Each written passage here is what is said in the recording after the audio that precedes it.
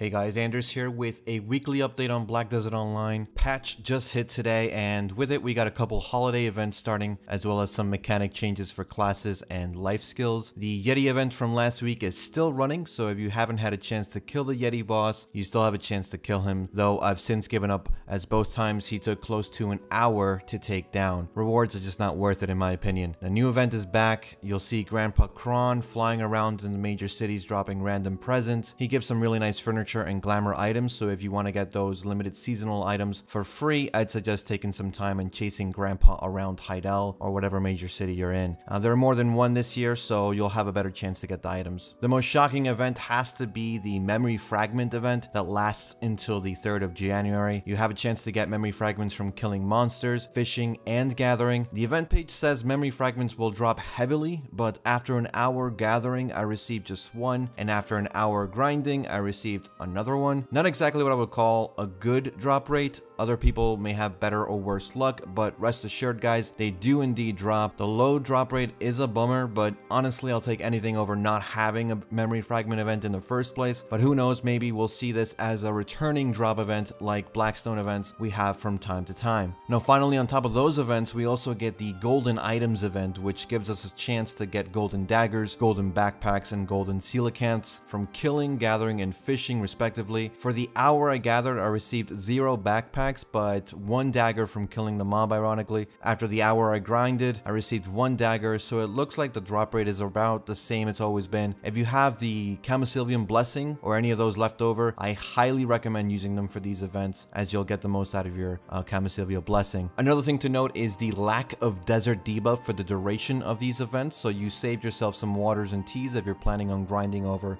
in the Valencian Desert. Now last week we saw farming changes to harvest and pruning speeds dependent on your farming life skill level, and we luckily received those changes today. Normally harvest and prune speeds are 5 seconds regardless of level, and now this makes farming a bit tedious if you're pressed for time. I checked speeds on my main, who's professional 9 in farming, and on my farming alt, who is artisan 3 in farming. Collection speeds was a little less than 4 seconds on both, so about a second faster. Not a drastic change, but every second saved helps. Once I hit the higher artisan levels, I'll be able to gauge if there are tiers you have to reach to save extra time in pruning and breeding, so stay tuned for that. Night Vendor now sells Kudum, so if you've been waiting to get a Kudum from the world boss or the marketplace and you've been unlucky, now you have another way of trying to get it. The pricing structure will be the same as the Nuver, so you can check out the Night Vendor guide for more on that. With the inventory change, the Night Vendor also stopped selling the Blue Awakening weapons and instead sells the Blue Awakening boxes that become the weapon appropriate for the class opening the box. This is nice because the pool of rolls diminishes in favor of rolling a boss item, so you have more chances to get what you actually want. Now RBF now requires just 2 people to start, so it should make starting RBFs fast. Before it took 10 people to start RBFs,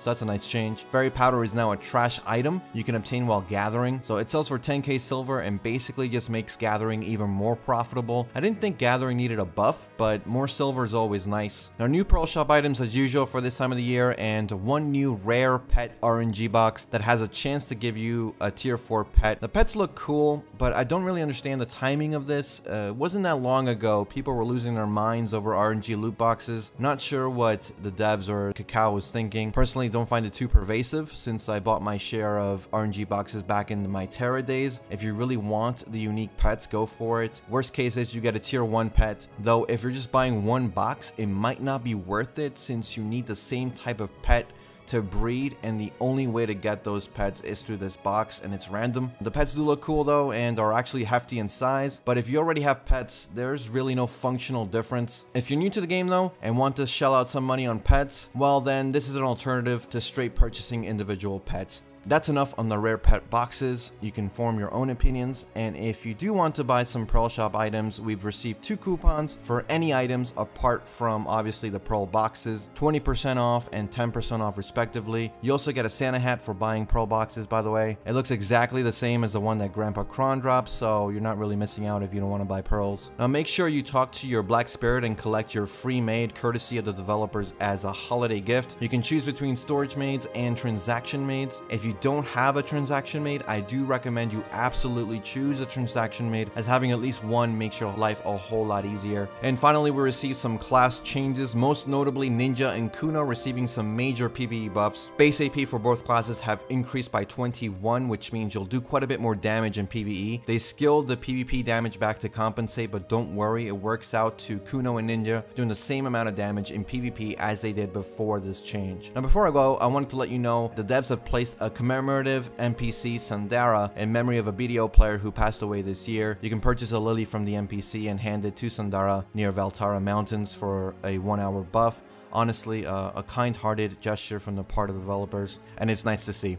That's it for me. Hope you guys found this update helpful. If there is anything interesting in the Korean patch notes tomorrow, I'll update you guys on that in a future video. And as always, thanks for watching. I'll see you guys in the next one.